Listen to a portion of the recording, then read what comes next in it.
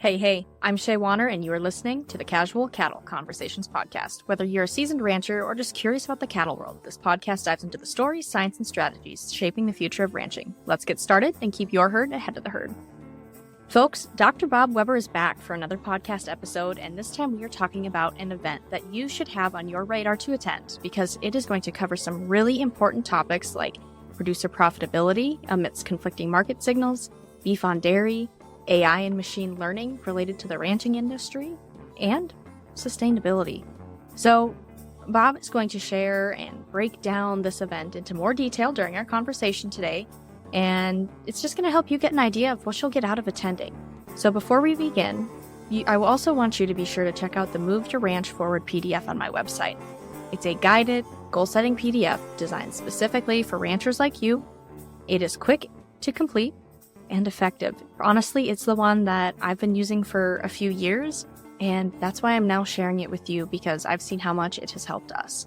So that link is in the show notes, but with that, let's visit with Dr. Weber. Does tax season make you want to bang your head against the wall? Is billing a bad word in your household? Does meeting with your ag lender make your blood pressure rise? Stress a little less with cattle management software, Performance Beef. It tracks important feed, financial, and health data all in one system. The results? You can pull inventories, detailed financials, and invoices in minutes. Get ahead for next year's tax season. Visit performancelivestockanalytics.com to learn more.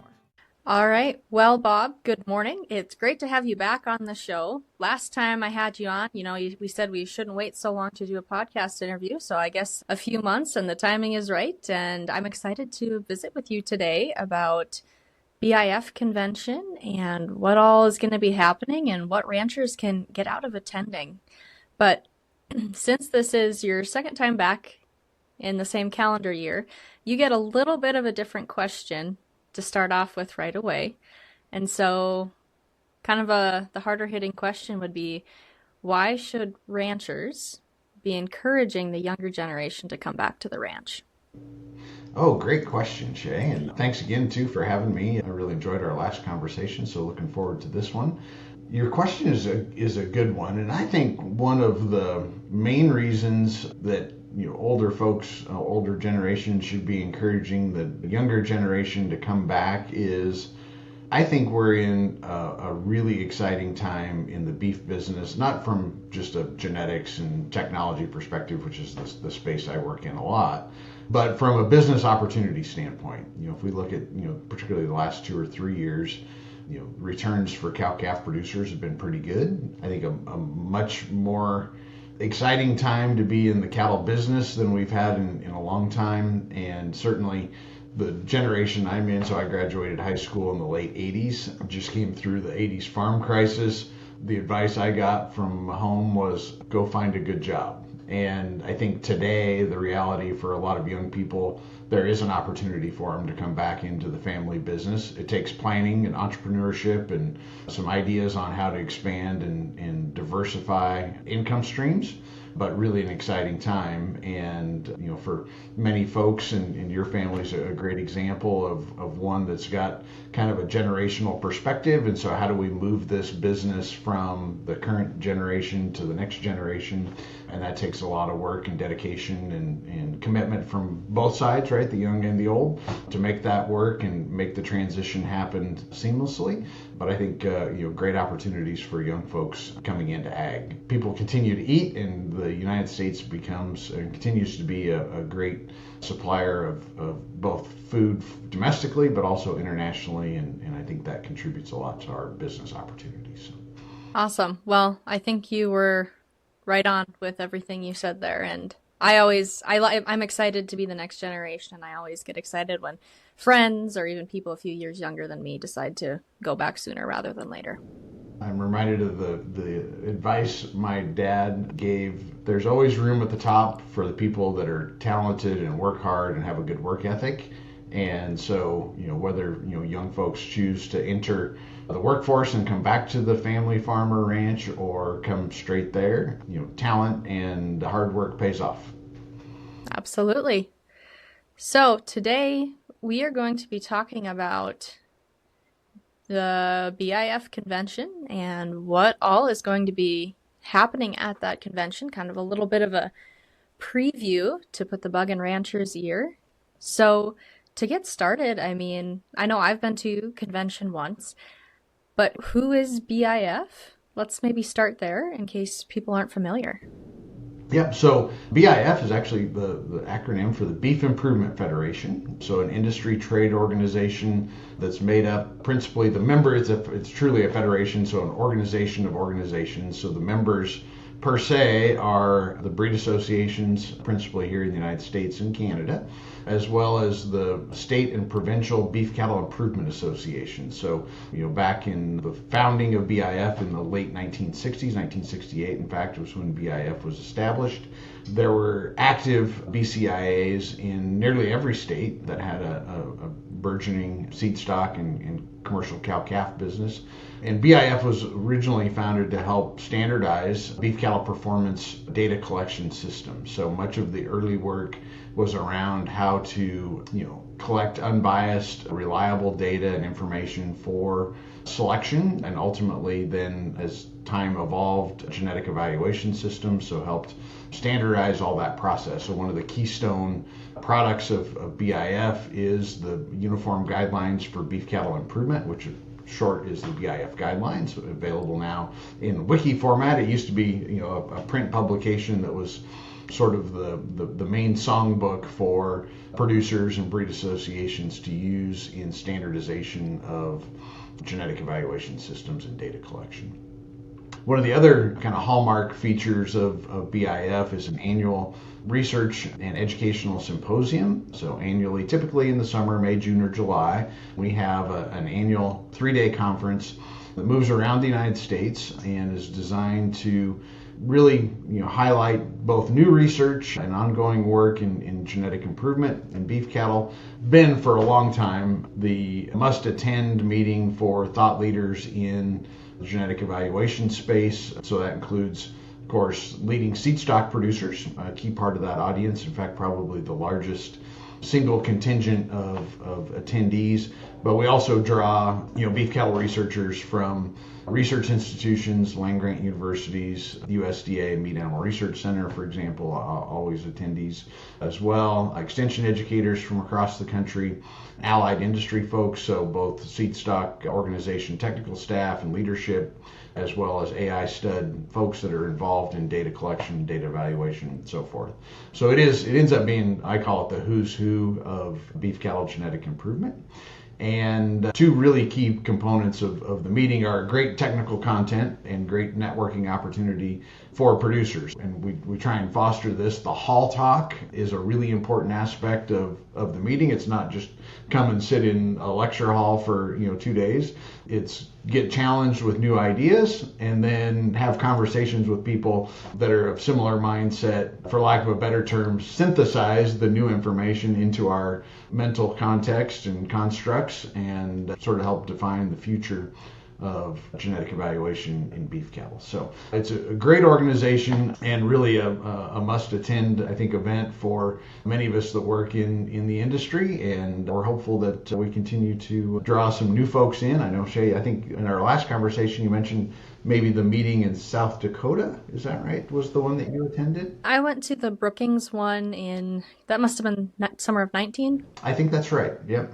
Yeah, I've been to, I think I've only, since about 1994 or 95, only missed 2. And so they kind of blur together a little bit in my head now and trying to keep straight which one's which. But I remember the locations. I just have a hard time getting them in the right. So, yeah, but that was a great meeting. So, and I'm curious, what, as a first-time attendee, what were your big takeaways about, organization and event? And then if you remember some of the technical content from that year, I'd have to go look at the program to remember all of it. But yeah, so I had just finished my first year of college when I went to that. I think you had like the Young Producer Symposium kind of the first day. Is that correct? Yep, first afternoon, yep.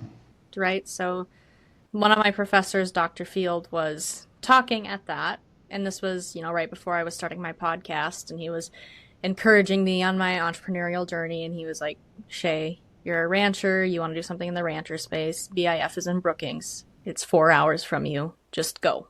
And my sister was also going. So it was, easy for me because I knew someone else there. Sometimes I think that's the challenging part with any convention is it's nice just to know one other person, is going to be there. But then I showed up and I actually knew a lot of people there. There were a lot of people there that I knew and was able to talk to. And just like you already brought up, the networking component was really cool and neat, especially because it wasn't just ranchers. Like you said, there were some very forward-thinking producers. There were a lot of forward-thinking researchers, a lot of forward-thinking people from the breed associations, supporting industries and businesses.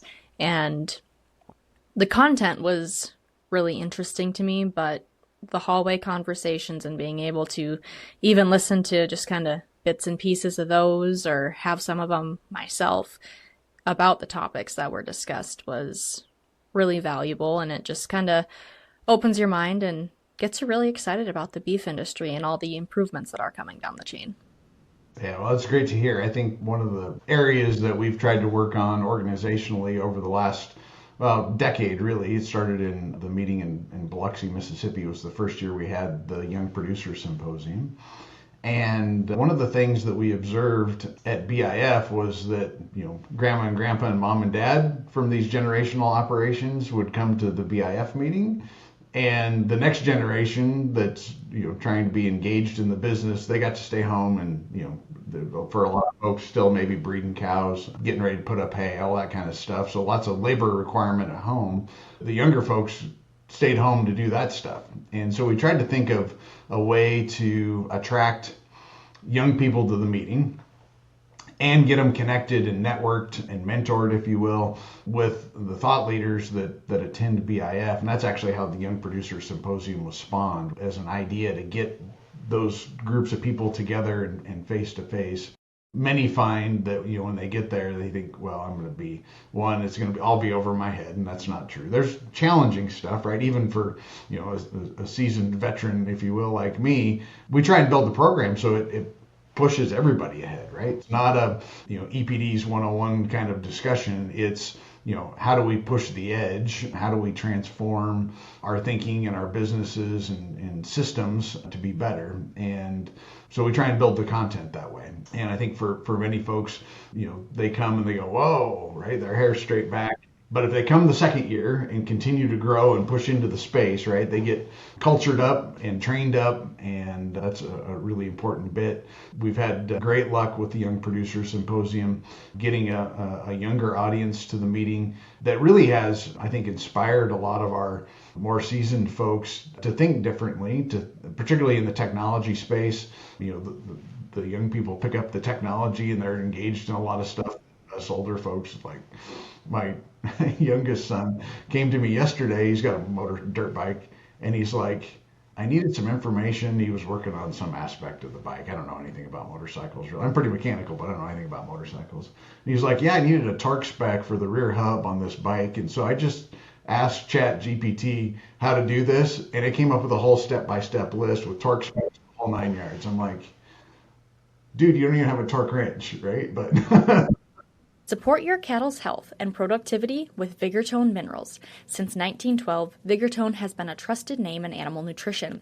The revitalized product line offers targeted nutrition for every stage of production and every region. Vigortone delivers consistent performance and simplifies your mineral decisions. Wherever you are, Vigortone works. Visit vigortone.com to learn more, and that link is also in the show notes. So I think I want to hear a little bit more about what you kind of have in store for that Young Producer Symposium, since I know a lot of people listening to this podcast would fall into that area. So even if they can only, get away from the ranch for a day or a day and a half, I mean, they're going to get a lot of value just out of that part of the event. If they go that part of the day and the next generation comes the next few days, sometimes I know my parents kind of split up like that for some state cattlemen stuff every now and then. So let's talk about that Young Producer Symposium and what you have planned. Yeah, so the other part of Young Producer Symposium that I think gets a fair bit of attention is it's almost always not genetics topics, right? So it's, transition planning, entrepreneurship, leadership and training, those sort of things. And in fact, that's one of the aspects that draws in a fair number of our more seasoned folks into the space is that it's not the genetic stuff. It's a lot of the other stuff. And so you mentioned Dr. Tom Field. Tom was also one of my mentors growing up and through college. He was actually my undergraduate advisor. And I did my master's degree with Tom there at CSU, who incidentally, the CSU Rams, 1 point would have made the Sweet 16. Well, they need 2 points to win. 1 to tie, 2 to win last night in the NCAA. So a little bit of a heartbreaker for our Rams. But to often think about the days back at CSU and working with Dr. Field. And this kind of space is right up his alley. And he's agreed to serve as the MC and moderator for our Young Producer Symposium this year. As you well know, he's an Engler program director there at the University of Nebraska. And incidentally, a strong Engler connection here at West Texas A&M, our host institution in Texas for this year's BIF. So a really nice sort of cross-pollination, if you will, of Engler influence at the meeting. So Tom's going to start off with some motivational and entrepreneurship comments, and then serve as MC for the afternoon session.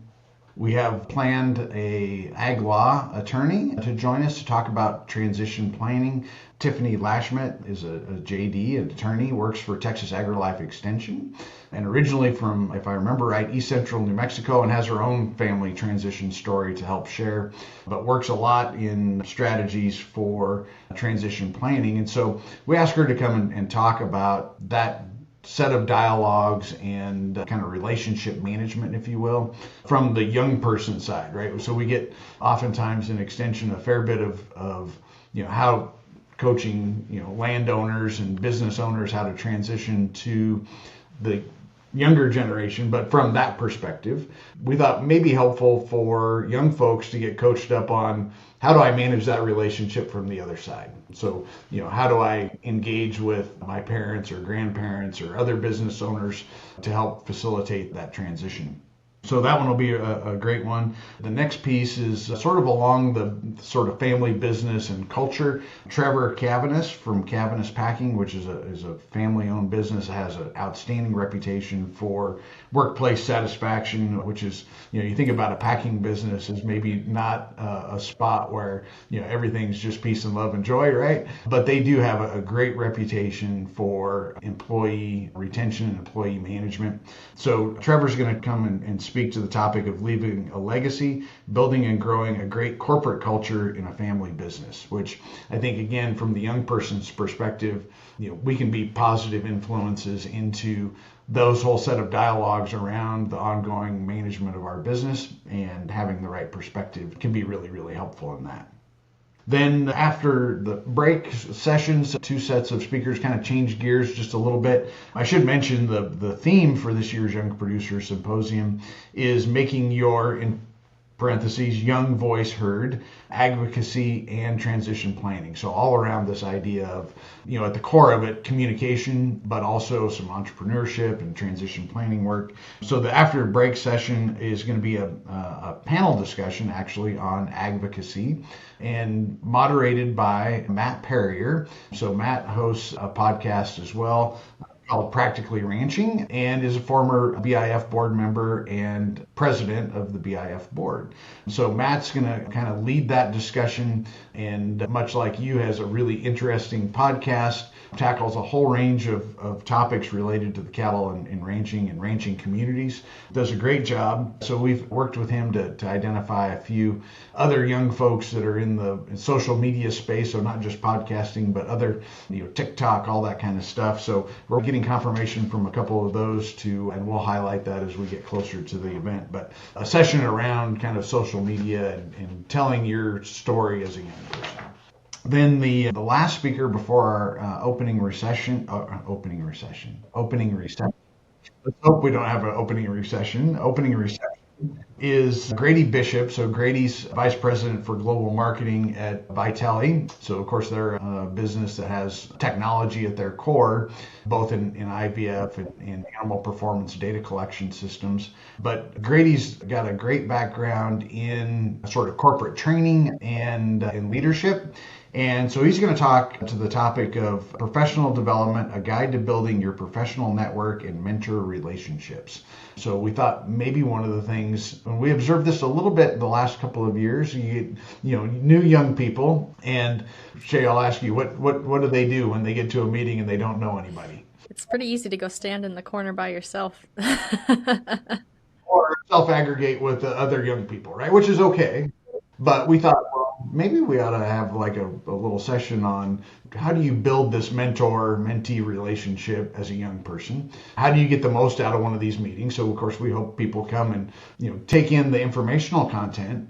But because of BIF's rich history in the value of the hall talk, go get engaged in the hall talk, right? There's some of this advice is really good advice for the older generation too, right? You know, when I get there, Matt Spangler and I go hang out a lot, right? Well, I know Matt really well, and we share a lot of great ideas, but what we ought to do is go and have that conversation with, you know, like 5 new people that we don't know, right? And so there'll be some great advice for us on how to, you know, kind of build that networking relationship, you know, how to go to a meeting and be prepared to have the 2-minute conversations, you know, while you're standing in line for a cocktail, right? You know, have a set of questions about, you know, what are you interested in at the meeting? What brought you here? What topic's most interesting to you?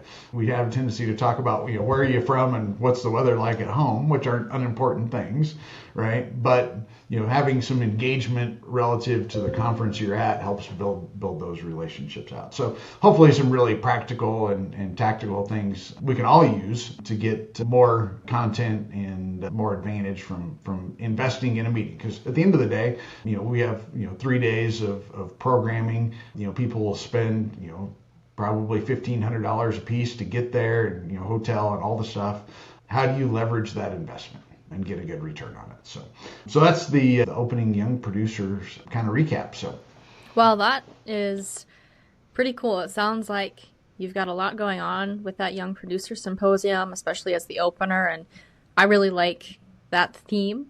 And I'm really thinking about how I can get to Amarillo to get there this year. It's not a great time for me, but I might have to move some things around. So that is really cool. So that's the Young Producer Symposium. And I mean, like you said, that, you know, designed for young producers, but something that all attendees can get some value out of.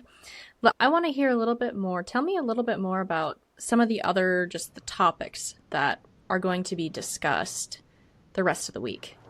Yep. So we're kind of back to kind of our traditional BIF schedule. I know a couple of years ago in Canada, we kind of, because of some logistics of off-site stuff, we kind of inverted the schedule a little bit. But we're back to the typical BIF schedule. So the 2 full days of meetings are structured with general sessions in the morning, so the whole audience together. For morning session, awards luncheon, and then afternoon breakout sessions. So we have 6 standing committees at BIF, and so we'll have 3 of those concurrent each afternoon. So the 2 days, the general skeleton looks the same, topics different, of course. So the first general session this year kind of continues a little bit of a discussion that we started last year in Knoxville. That meeting was really focused around kind of maternal orientation and how do we build better beef cows, both at the seed stock and commercial segments, as kind of general themes. This year's general session 1's theme is beef industry profitability, conflicting market signals and profit drivers in the beef value chain. And then sort of in parentheses, what role does the breeding system and animal selection play in adding value to the beef chain? And so one of the sort of challenges that our commercial and seed stock producers face is that, you know, depending on what segment you're in, the market signals are different and the things that influence profitability are different and sometimes, you know, conflicting. So as an example, we know that, you know, beef carcasses continue to get bigger and bigger, and we're in record territory for large beef carcasses, partially stimulated by the contraction in inventory. So we're trying to manage beef supply just by making them bigger. Well, there's genetic consequence to that, to the kinds of cows that we have, and most cow-calf producers would argue probably we don't want cows bigger. We'd probably like to moderate them some. And those two things genetically are sort of juxtaposed. And so we want to have a dialogue about that and try and figure out how do we manage that from a selection and management standpoint. So Dr. Field would be happy, given his predilection towards understanding consumer and consumer behavior. We're going to start with the consumer. So Dr. Mandy Carr, Senior Executive Director, Scientific Affairs at NCBA, is going to lead off the discussion and talk about today's beef consumer, who they are, what do they say, and what do they want. So both around sort of product attributes in terms of the physical beef product that we produce, but also the production system that goes with that. So some discussion about sustainability and animal welfare concepts. All of those things play a role in the acceptance and value determination of our product. So Dr. Carr is going to tackle that. Of course, we are in the Texas Panhandle, so kind of the heart of South Plains cattle feeding area. So beef packing, cattle feedlot, of course, large cow-calf operations in that part of the world too. So a great sort of nexus of all these interacting pieces of the beef business. And so we're going to have Dr. Ty Lawrence he's a professor at West Texas A&M, has been involved in carcass data collection and evaluation for a long time. Talk about feedlot and packing system profit drivers. So an overview of the far end of the beef chain, so kind of working stepwise backwards through the system to understand what those market drivers are. I think oftentimes as cow-calf producers, we have a tendency to think very narrowly about our business without stepping back and thinking a lot about the consequences of the decisions we make down chain, and vice versa, right? So the far end of the chain sometimes I don't think gives a lot of credence or spends a lot of time trying to understand the motivation and direction of the cow-calf producer. So we're trying to facilitate that dialogue a little bit. So Dr. Lawrence is going to cover feedlot packing. As we sort of transition through the rest of that morning program, discussion around the cow-calf side, so understanding some of the nuances and challenges we face in the cow-calf sector and the decisions for and pressure for increased growth in carcass performance. The last segment that morning then, real quickly here, is just a look at beef on dairy. So that part of the world also has a large dairy cow population, both fluid and cheese factory, fluid milk and cheese production in that part of the world. And beef on dairy, of course, has taken the world by storm. And so a little bit of a discussion about how do we tailor and select for ideal genetics to work on Holstein and Jersey cows, because it turns out, not surprisingly, that the best bulls for value add on a Jersey or Holstein cows aren't exactly the same bulls that we might use on native beef cows to build high value carcasses. So kind of a panel discussion to work through that. And so it should be a really great discussion kind of around those challenges of profitability in the beef chain. The second day's general session takes on a little more technology, sustainability kind of focus. It's a little bit of a smorgasbord, but kind of all under the title of sustainability, improving our product through selection and applications of data and technology integration. So I think, even politically, I know sustainability and environmental stuff is kind of in the crosshairs at the moment, but I think from an industry perspective, our consumer thinks those things are important, so we should think those things are important. It's still going to matter. I take the view, particularly around, some of the greenhouse gas stuff. I look at it as, well, how do we get cow-calf producers and seed stock producers interested in that topic? And, I look at it as resource management, right? So methane turns out to be energy loss or an energy sink in our system. And I think about, well, how much better off would a beef cow be if she kept, 6 to 10% of the energy she consumes and uses it internally, right? Her metabolic function versus losing that energy into the atmosphere.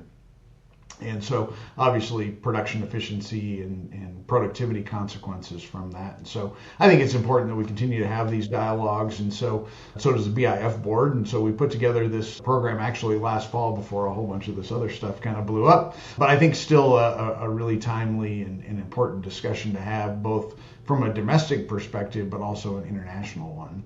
And so our leadoff speaker in that session is going to be Dr. Matt Cleveland. Matt's Senior Director for Global Bovine Sustainability, so he has both beef and dairy responsibilities globally for ABS Global, and does an outstanding job of talking about this particular topic. And so he's going to address global and domestic perspectives on beef sustainability, innovation for a more sustainable food supply. So I think does a great job of connecting the dots between genetic improvement in these phenotypes and traits that are important for sustainability and why we should go after them. So Matt does a fantastic job. I've seen him a number of times speak to, I won't say non-ag audiences, because they're, Sustainable Ag Summit was one of the spots, but largely a group of, food system folks from further down the chain, and does a great job telling our story from the beef cattle space.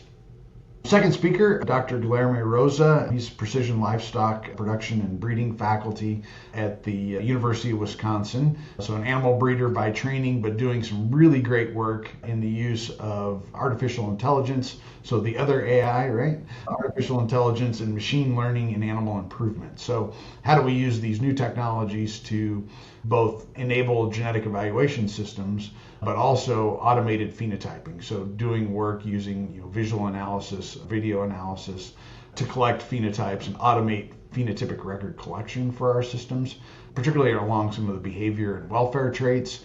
Really, really great work. So Dr. Rosa will do a fantastic job. Then third speaker in that series, Dr. Jason Archer. He's head of genetics for Beef and Lamb New Zealand, so an industry group focused on genetic improvement in the beef and lamb space. He's going to speak to global perspectives on greenhouse gas emissions from the beef sector, opportunities and pitfalls. So New Zealand has been, I would say, at the very front bloody edge of GHG mitigation and emissions policy. And for a while, and I think this is still the case, they're on the books of net zero emissions from the livestock sectors, and which is a huge challenge. And so Jason's been thinking through that strategy and living through it and working in New Zealand. So he's going to share what he's learned in that space with us. And I think they're a ways ahead or further down the pipe than we are here in the States, and so should provide some great perspective. Jason's also a frequent BIF attendee, so he knows a lot about our audience and the community that we work in. The last speaker, Ben Weinheimer, CEO, Texas Cattle Feeders Association, should have an honorable PhD, really a smart guy and does a great job also communicating in the sustainability space. So he's going to talk to economics of sustainability decisions and strategies for the U.S. beef value chain. And as the exec at TCFA, he's also on the board for the U.S. Roundtable for Sustainable Beef, and really engaged in that dialogue, and I think does a great job of communicating some of the economic reasons that we need to be engaged as an industry in these dialogues and put the practices into play. So it should be a great couple of days there of general session programming. And then, I mentioned earlier, our afternoons are filled with breakout sessions. So a number of these speakers will also get pulled into an afternoon session that sort of continues to evolve one of those topics. Yeah. I think if you talk to a lot of people, the breakout sessions are sometimes their favorite ones because you can get a few more smaller conversations or just go more in depth about the topics that interest you most. So, calling all ranchers. If you are looking for a better way to optimize your grazing operation and rev up your bottom line, Noble Research Institute can help. Noble's team of ranch managers and researchers work together to find solutions to your challenges. They don't just give you answers, they can help you understand how to apply their research-tested and field-proven principles on your ranch. Visit noble.org to learn more and browse Noble's educational resources. All really interesting stuff. I mean, the conflicting market signals, that's something that briefly got brought up in my conversation with Dr. Lallman a few months ago, because he came on the podcast to talk about cow size. And so that was a really interesting conversation. If people have not listened to it, he's been on my podcast, and you brought up Matt Perrier. He was also on Matt's podcast as well, talking about it. Another great conversation. So something maybe for people to go back to. But yeah, the conflicting market signals, that's really interesting. And then this tech and sustainability, A lot of interesting topics and maybe some new perspectives or takes on it than what's been being talked about on the regular throughout the industry. So I think that's really valuable.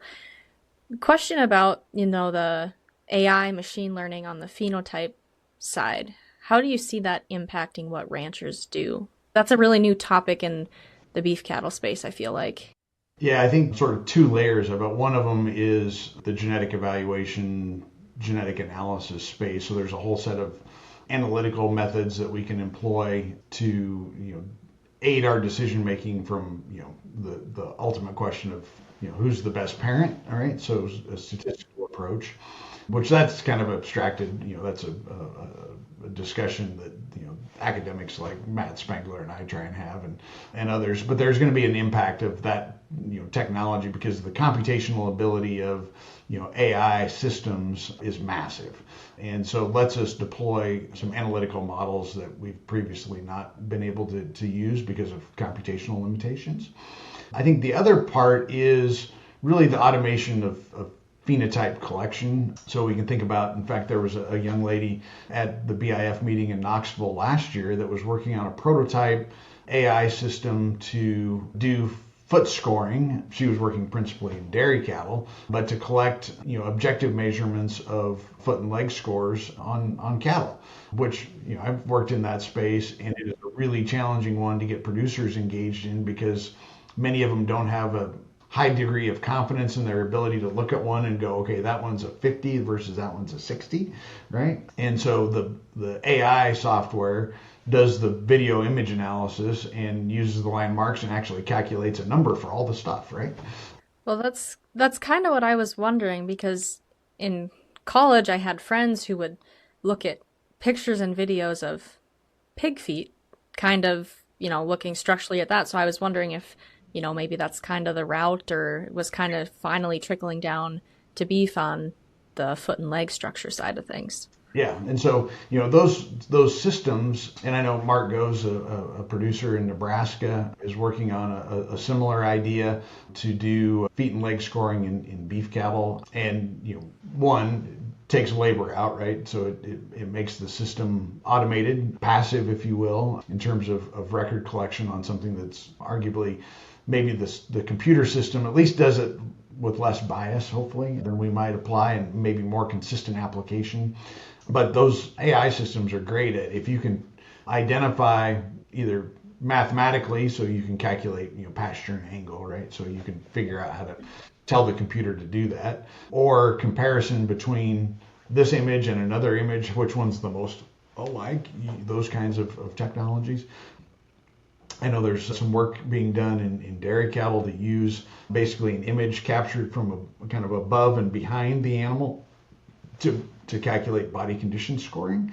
Again, a really important phenotype that many, particularly beef producers, find challenging to collect, just being able to discern what's the difference between a 5 and a 6, right? And without some training and practice, people don't feel real comfortable doing that. And then when they know that it's going into the genetic evaluation system, they kind of get a little stressed out about it. And so the AI can be very helpful there. Other things is, collecting automated weights, right? So, designing a system to capture body weights on cows on pasture and monitor body weight change during the growing or lactation period for, cows rearing calves, all animal health stuff, right? So being able to detect differences in health status, grazing behavior, there's all kinds of stuff. I mean, it's a pretty interesting space, if you will, that's, got lots of new entrants, lots of new ideas, which is healthy for us.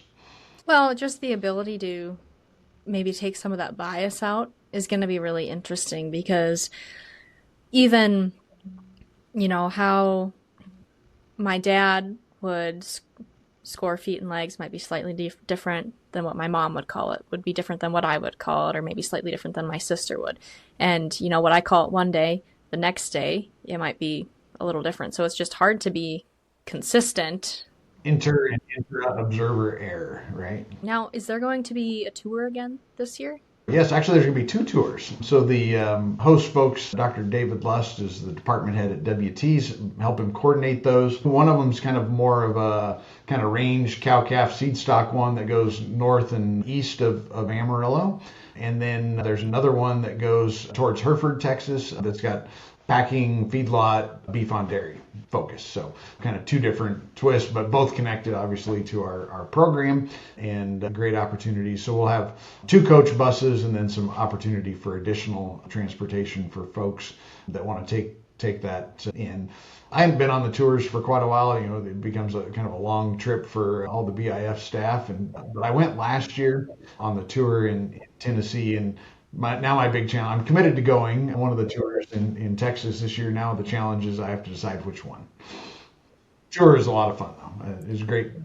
Another one, you're sitting on a bus, and we try and half hour, 40 minutes maximum drive between stops if we can.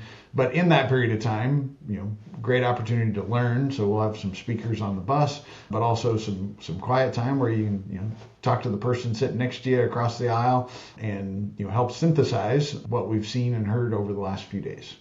Yeah. So remind everyone the dates and where and how people can register. Absolutely. So we are June 10th through 13th. So the Young Producer Conference is opening event at 1 o'clock on the 10th, and then 2 full days on the 11th and 12th, and then the tour, which is an additional registration item, on the 13th. So 10th through 13th, headquartered in Amarillo. So we'll work out of the Civic Center in Amarillo, is kind of the host facility meeting site, where we'll have the general session and Young Producer Symposium and luncheons and so forth. We do have an evening event planned in Canyon at WT's campus, a beautiful facility there. We'll take part in a dinner event there and Shark Tank and some scholarship presentations on Wednesday the 11th. And headquarters hotel is the Embassy Suites there, which is immediately across the street adjacent to the convention center. So real convenient location for everybody. Short either rental car or Uber ride from the Amarillo airport to downtown. It should be a great venue. For folks that are interested in seeing the kind of full-blown, we've recapped a whole bunch of it, but seeing the program in print, if you will, go to bifsymposium.com is our conference website, so bifsymposium.com. And at that site, you can find the program as well as our hotel lodging portal. So there'll be 3 hotel options for attendees. Again, the Embassy Suites is the headquarters right across the street. And also conference registration is online as well. And we'll have all of those up and running here about April 1st for lodging and registration. So awesome. Well, if there is one reason ranchers should attend this event, what's that one reason? Oh boy, just limit it to one. I would say connectivity, right? So one of the things, I found this as I was working at the Gelfie Association back in the mid 90s, so my first job out of college. One of the first events I went to was BIF. And the connections I made there, of course I kept going and going and going and going, but are people I run into all the time, both as producers and other academics, extension folks, allied industry people. If you want to get connected to beef cattle genetic improvement, BIF is the must-attend meeting. Absolutely. Well, Bob, thank you for joining me for another conversation today. I will be sure to include some of those links in the show notes for people who are interested. And if anyone has questions, I've only attended once, but you can reach out to me, or I'm sure you can reach out to Bob too, or there's information on the website. So be sure to take it into consideration this summer and try to attend if you can. Thanks, Shaye. We hope lots of new faces attend as well as all the regulars. It should be a great meeting in Amarillo. We try and work really hard to keep this a real reasonable cost event. And so we'll have a fair bit of kind of regional and local attendees. But, for those of you traveling a ways, if you come from North Dakota, we work really hard with our sponsors to help keep the cost really reasonable for this meeting, and know the value propositions is pretty favorable. So we hope lots of folks attend. All right. Well, folks, remember to share this podcast with someone else who might find it interesting, because that's the best way to help not only this podcast, but other podcasts grow. And happy ranching.